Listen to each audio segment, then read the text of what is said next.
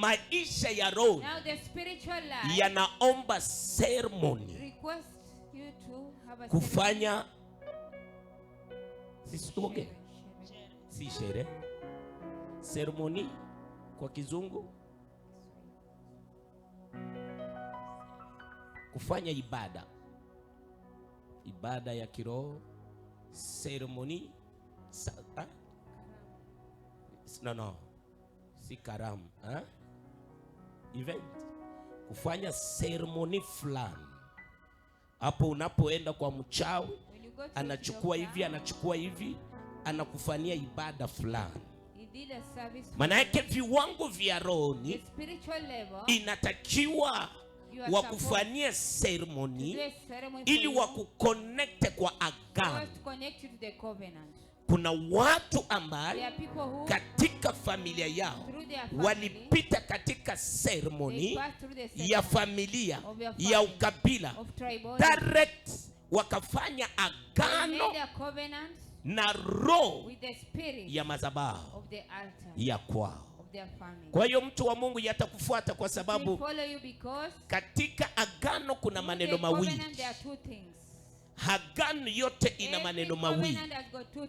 Kuingia ni sawa, lakini kutoka ni ngumu sana. Inaomba roho ingine ingie kwa maisha yako, ikutoanishe katika ile agano uliofanya. Usipotoka itabaki kizazi na kizazi. Amen. Ijapo wazazi wetu walifanya. Nadhani Londri utanisaidia sana. Maneno mawili ambayo yanaokuja katika agano. Ya kwanza na ava, kukua nayo. Yes, inatakiwa kukua. Ya pili ni deva. Deva inaitwa aizi. Watoto wanapo homework ni hiyo homework. Yes, amen. Andika tu vile utaandika utaelewa, lakini mimi ninaenda nayo ni udhaifu wa lugha ndio inatusumbua. Amen. Sasa haya maneno mawili katika agano yanatumika kwa mtu, kwa maisha unayopokea na maisha ya baadaye ambayo utayatumika. Kwa hiyo ijapo mama aliingia akafanya agano, wakafanya ceremony, kuna kitu yeye atapokea na kina kitu kitabaki ambacho kitajibika baadaye. Kwa hiyo ni hatari kubwa ijapo umezaliwa na mchawi. Ni hatari kubwa ijapo umezaliwa kwa nyumba ya uganga. Amen. Kuna kitu wamefanya, kuna matokeo wamepokea, na kuna matokeo yatatoka baadaye. Amen. Kwa maana niliwaambia kwamba Ibrahimu alipokutana na Melchizedek, alipokutana naye alitoa 10% na ikabaki katika kizazi, si kwa mtoto aliozaa, si kwa mtoto wa Isaka, lakini ikakuwa kwa mtoto wa Yakobo ambaye ni Lawi. Ndiye akabaki kwa madhabahu na kazi yake ni ya kupokea 10% kwa tendo ambaye babu alifanya. Hello. Amen. Kwa hiyo kuna kitu unaweza kuwa umetenda, elewa ya kwamba umepandwa, kitatumika baadaye. Amen. Kama ni kutenda mema, anza kutenda mema sasa hivi. Amen. Kama ni kuomba sana, anza kuomba sasa hivi. Amen. Kama kupenda vitu vya Mungu, anza kuvipenda sasa hivi. Ni kitu unachopanda kitapokelewa baadaye, kitatumika baadaye, kitajibika baadaye. Kwa hiyo unapofanya, usifanya kimwili, fanya kiroho. Amen. Fanya kiroho. Usipokuwa kiroho, hautakuwa na Mungu, kwa sababu Mungu ni roho. Niliwaambia jana ya kwamba Mungu aliumba, Mungu akafanya. Kuumba kwa Mungu ni roho, kufanya kwa Mungu ni mwili. Kwa hiyo mtu ako na kategori mbili. Mtu ako na aina mbili. Mtu ni alama ya simu inayokuwa na laini mbili, uko kiroho na uko mwili. Lakini usipokuwa kiroho, ukibaki mwili, wachao ni wewe, ni chakula chao. Kazi yako itakuwa tu majito kila wakati, kwa sababu umekosa roho. Jo, kwa maana madhabahu ya kwenu itakupata. Jo, kwa maana laana ya kwenu inakupata. Lakini ukishaokoka direct, kuna mnatoana, unatoka kwa roho ya kwenu, unatoka kwa madhabahu ya kwenu, unatoka kwa laana ya kwenu. Hiyo baraka tunayotoa, haya maombi tunayoomba, ndiye itakuwa baraka yako. Amen. Amen. Hello. Amen. Jina la Bwana lipewe sifa. Amen.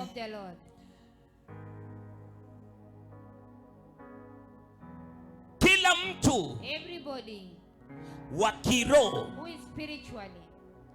inatakiwa hatambue kile Mungu ameweka ndani mwake. Unajua kuna mtu ajijui na kitu kia roho kina kazi, inatakiwa kitumike kwa faida ya Mungu. Mungu hawezi kukupa kitu chake kikose kutumika.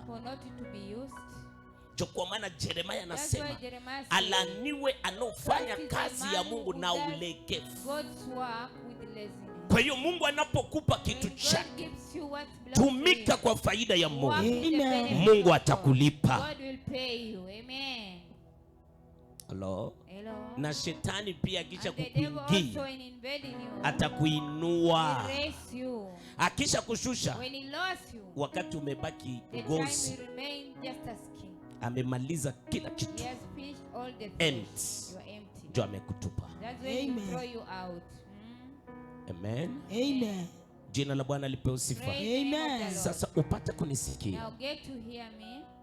Mali ambapo watu wengi tumebaki empty. We are remaining empty. Mungu alipoweka mtu kwa shamba la Edeni, alimupa mamlaka. He gave him authority. Hakumweka bure. He never placed him just in vain. Lakini mtu wa roho yote, kuna vitu vinavyokatazwa usifanye. Don't do it. Amen. Hawezi kuwa kiroho ukue kama watu wote. Never. Ukule kama watu wote, ufua kama watu wote, ujibu kama watu wote. Mtu wa kiroho yote, Mungu anamupa design yake tofauti na watu wengine. Amen. Amen. Ndio kwa maana uliona wa Samson, nywele imeachwa design yao.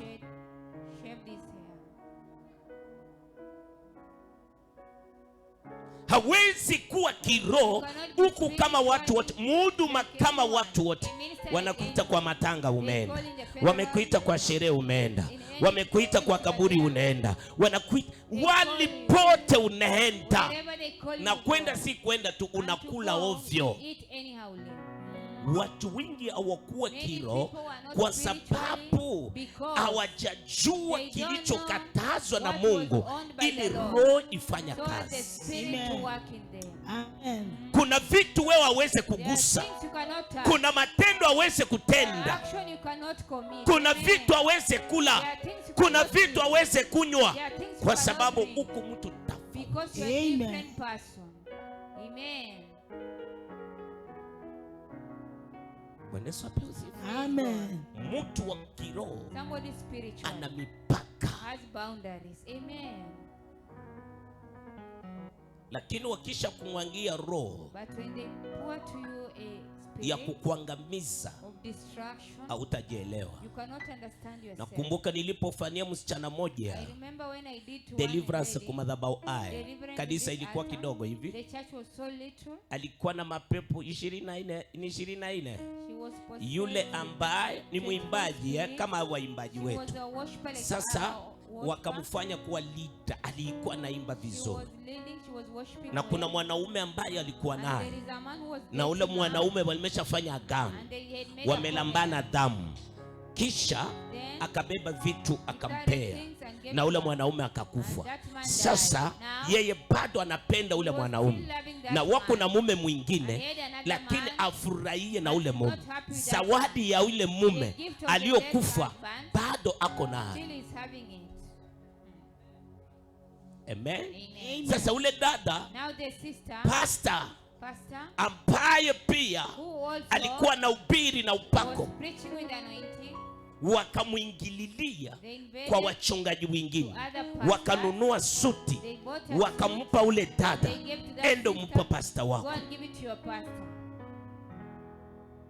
Alipompa pastor akakuwa msharati, pastor akakuwa mlevi. Ushakuona hii kanisa? Ninatoka hapa tu, ninatoka hapa Soweto. Ninaanza mkono hivyo, nimejaa na Roho Mtakatifu. Kisha ninakuja, ibada haiko leo. Munaangalia ni pastor Dudu ama ni mwingine, kwa sababu kuna msukumo wa Roho. Amen. Amen. Kitu chochote kinachotendeka kwa njia ya kuonekana, nyuma yake kuna nguvu. Amen. Na huyu dada akamaliza hiyo kazi, na wao wakaalikwa mahali, wakaenda kuimba, wakawapa soda vile waimbaji wameimba, wakawapa soda moja na biscuit, wakakunywa. Dada kuanzia pale hakuimba tena, sauti ya kuimba ikapotea, hamu ya kuimba ikapotea, akaviacha.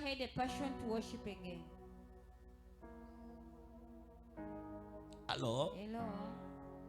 Kwa hiyo ukikuwa mtu wa kiroho, kuna mahali unaweze kwenda, kuna mahali hawezi kwenda. Amen.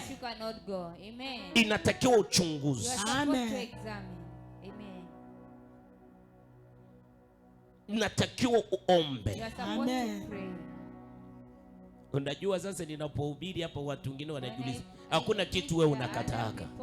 Ukienda sherehe unajaza chakula, marago imeweka, mchele imeweka, mukimo imeweka, chapati iko pale, mandazi iko na nini ingine, viazi na lentils iko pale, mboga, cabbage, hivi vitu vyote vimeweka pale. Wewe unajaza yote. Kisha soda na maji na maziwa wamekubebea kwa mtu mwingine, wewe umebeba hii imejaa, na supu inamwagika, unaenda unaweka chini, unakula. Amen. Unaangalia, unabeba soda unakunywa, unabeba maji unakunywa. Amen. Hey, kuna mahali unaweza kufika huku na njaa, lakini aweze kula. Amen. Kwa sababu chakula yote ulimwengu wa roho kinakuconnect kwa madhabahu ya uganga, kinakuconnect kwa madhabahu ya uchawi. Chakula inaweza kuwa ndani ya maisha yako, inaweza kuharibu maisha yako yote. Amen. Kwa hiyo ndio kwa maana sisi wa Kristo tunakula mwili wa Yesu Kristo. Amen. Unaimpata, una nguvu. Na maombi yetu tutamaliza na mwili wa Yesu Kristo. Amen. Amen. Inatakiwa ituconnect kwa maisha ya roho. Amen. Niko sawa? Amen. Niko sawa? Amen. Sasa sikiliza. Adamu na Hawa wakaweka kwa shamba la Edeni, na shetani akawakujia. Nitakupa mfano wa mtu ambaye haiko na roho. Mtu ambaye haiko na roho, nitakupa mfano wake, na wewe utajiuliza, kwa sababu lengo letu katika maombi haya, roho wa Mungu arejea. Roho wa Mungu arejea. Ile roho iliyofufua Yesu inakufufua na wewe. Ile roho iliyomfufua Yesu inafufua huduma yako. Ile roho iliyofufua Yesu inafufua maisha yako, inafufua ndoa yako, inafufua kizazi chako, inafufua watoto wako. Sasa sikiliza mtu wa Mungu. Mungu akaongea na mwanadamu, akampa mamlaka, naye akaongea na mke wake ambaye aliumbwa kwa mfano wake. Shetani alipokuja alimuuliza swali. Mwanzo 3:2. Alimuuliza swali na akaanza kumjibu. Akaanza kumjibu kwa sababu Mungu anapokupenda anaweka mipaka. Ukikuwa mtifu kwa mipaka Mungu amekupa, atazidi kutembea na wewe. Ukiomba hautaomba kimwili, utaomba kiroho. Ukiabudu hautaabudu kimwili, utaabudu kiroho. Ukitoa hautatoa kimwili, utatoa kiroho.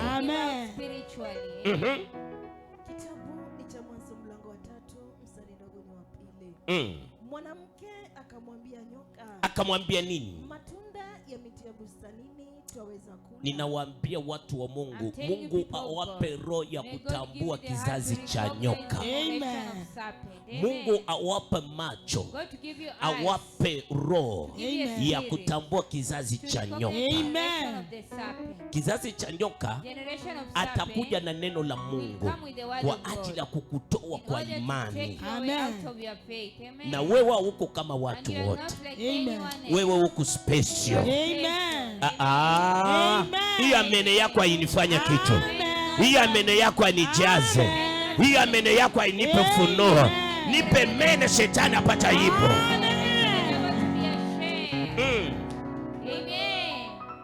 Matunda ya miti ya bustanini twaweza kula. 3. Lakini matunda ya mti ulio katikati ya bustani Mungu amesema, msiale wala msiaguse, msije mkafa.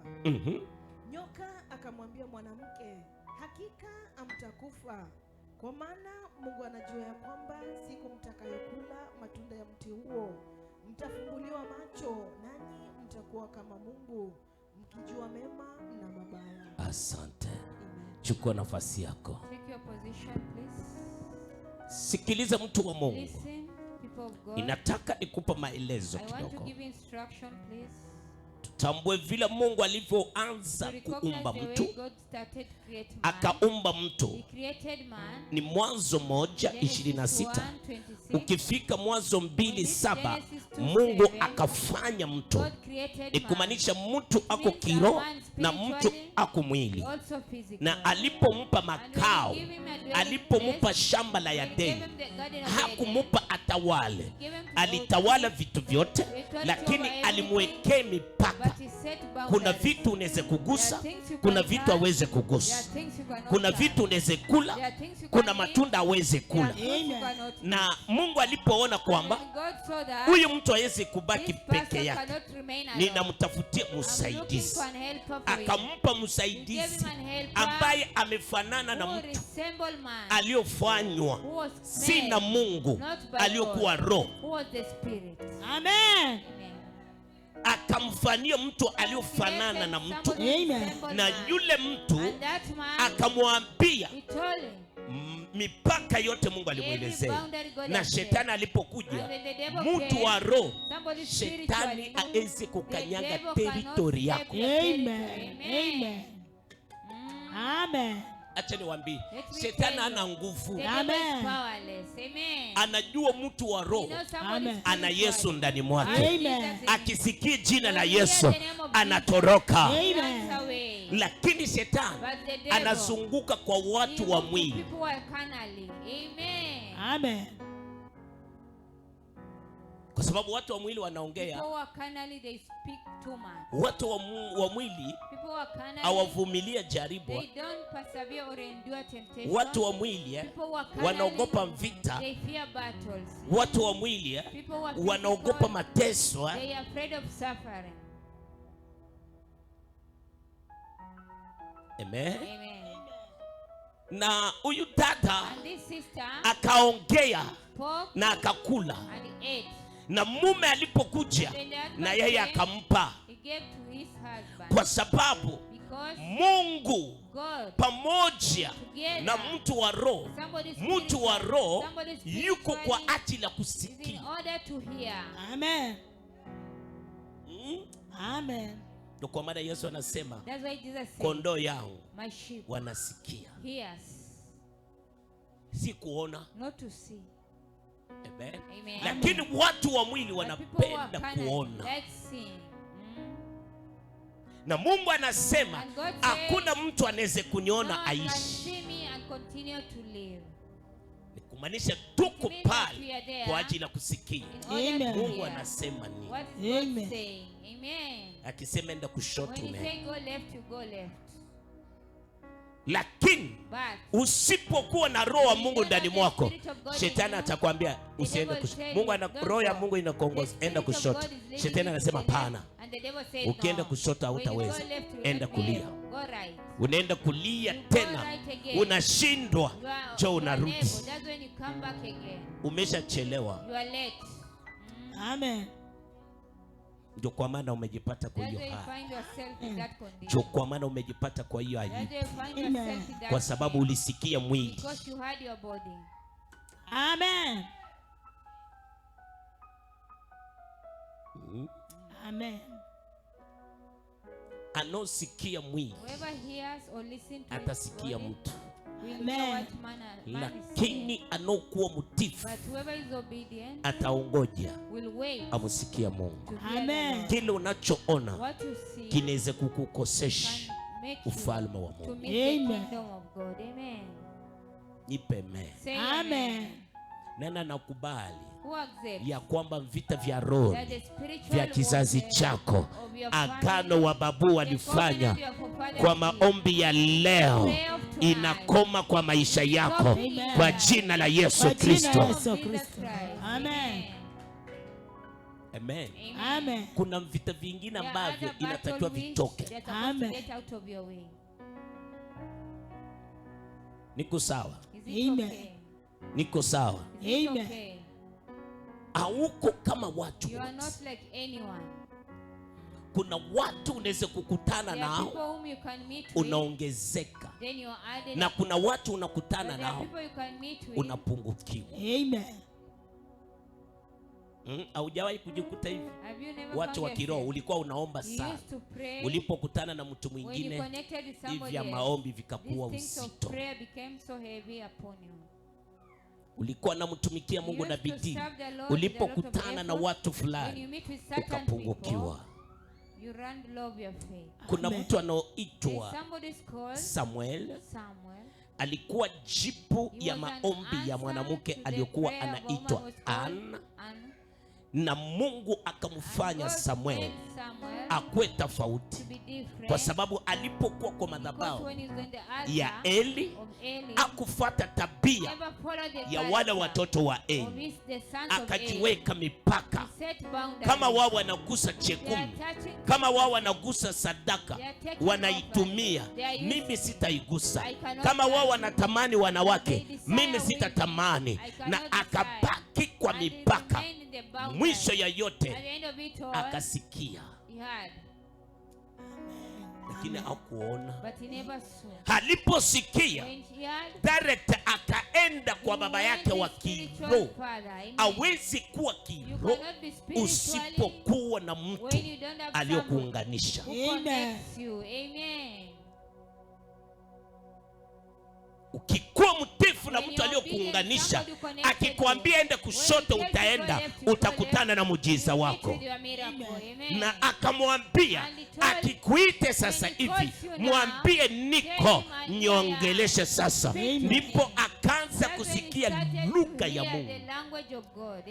Amen. Kuna watu hawana uvumilivu. Aliposikia lugha ya Mungu, watoto wa Eli hawakukuwa wajaji, hawakukuwa waamuzi. Watoto wa Eli hawakukuwa manabii, lakini kwa madhabahu ya Eli, huyu Samuel si kwa ajili ya kabila yake, lakini tendo mama alifanya, akapokea majibu ya madhabahu. Amen. Aya. Amen. Unajua madhabahu ina nguvu.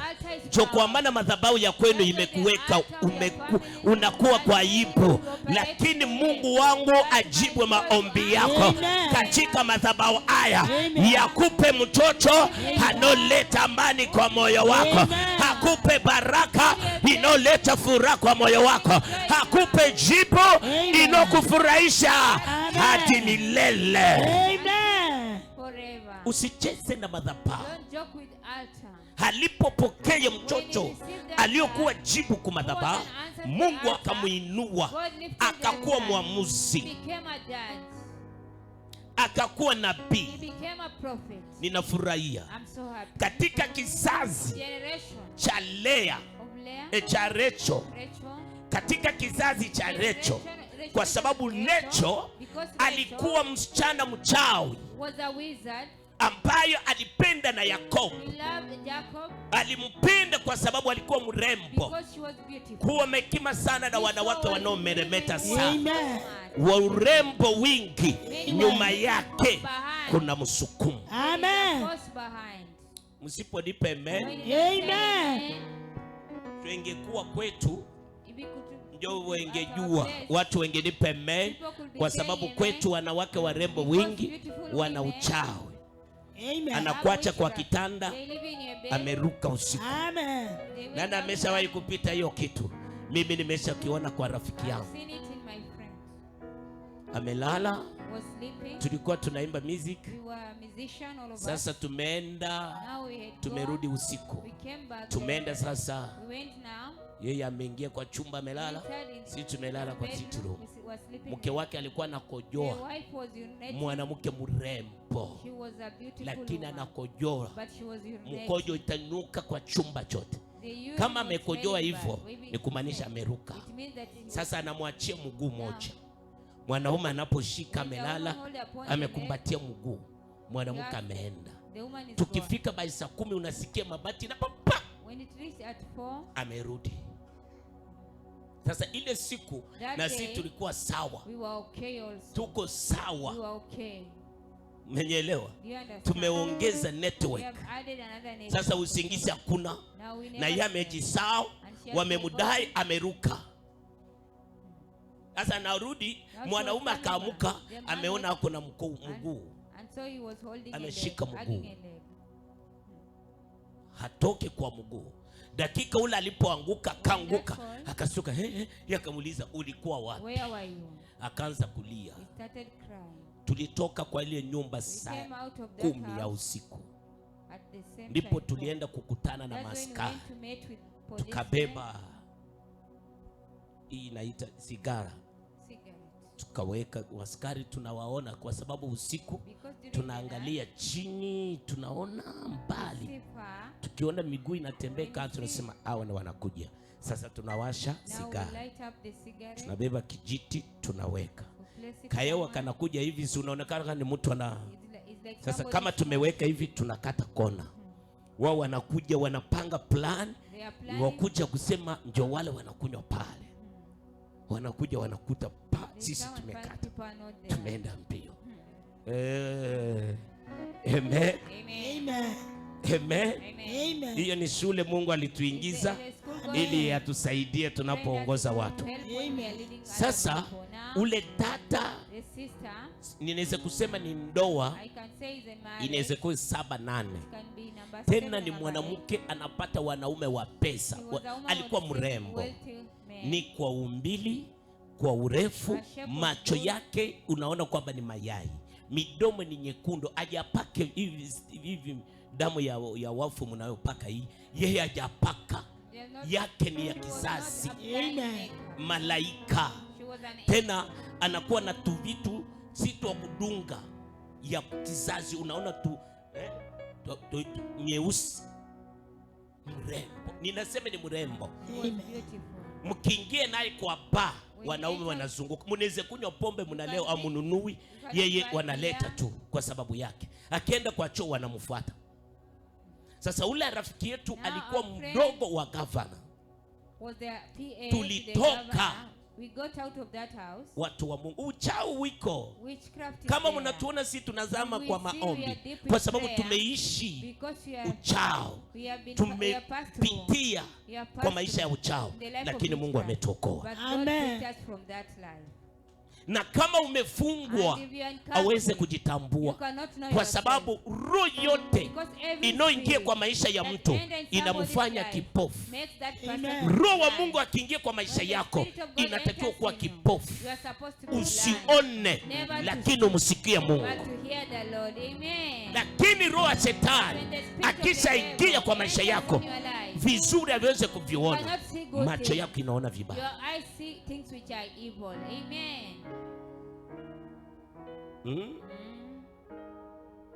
Ule dada akakuja asubuhi akatuita twende tumuombe kwa mchumba wake warejeshane. Sasa yeye anapotuelezea, tukimwona asubuhi tunakimbia ule dada. Na ile wakati yetu hakukuwa simu, tunakimbia, tutapatana haji. Bwana Yesu apewe sifa.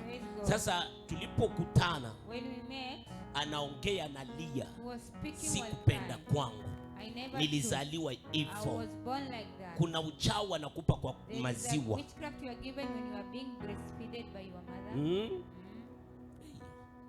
Ninyi hamjaona hiyo, sisi tumeona na tumefukuzana na watu. Moto inatoka huko, inatoka nyuma, wanapaa na miti, na sisi na mioto tunafuatana nao, tunawagonga mao, wanaenda. Bwana Yesu apewe sifa. Kwa hiyo tunapozungumzia mambo ya roho